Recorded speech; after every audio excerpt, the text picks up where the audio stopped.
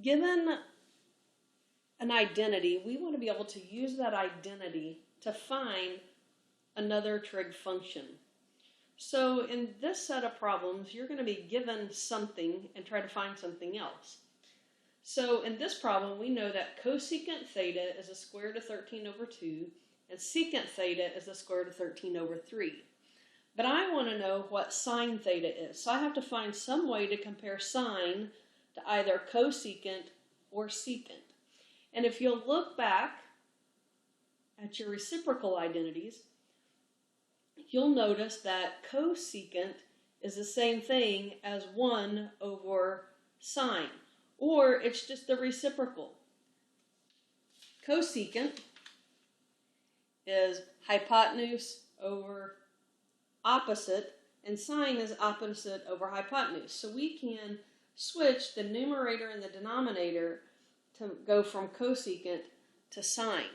So if cosecant is the square root of 13 over 2, then sine is 2 over the square root of 13.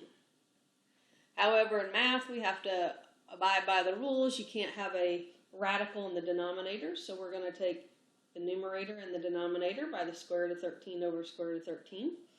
So sine of theta would be 2 square roots of 13 over 13.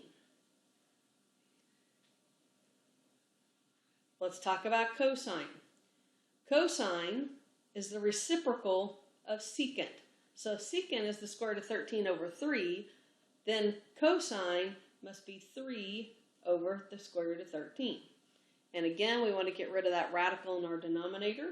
So I'm going to take the top and the bottom by the square root of 13 over square root of 13.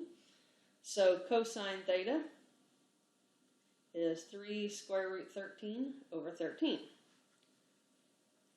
To find tangent theta, I either have to use something I know here or what I know here.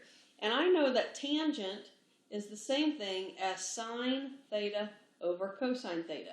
So I'm going to go back and use the things that I already know here. I know that sine, which is going to be my numerator, is 2 square root 13 over 13.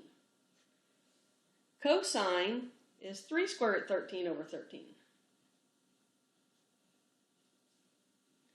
So then I have a fraction over a fraction, and we know we can't have that. That's a complex fraction, so I'm going to multiply by the reciprocal. And now I've got just a little bit of simplifying to do. The 13s in the numerator and denominator will cancel. The square root 13 in the numerator and denominator will cancel. So that means that tangent theta is 2/3.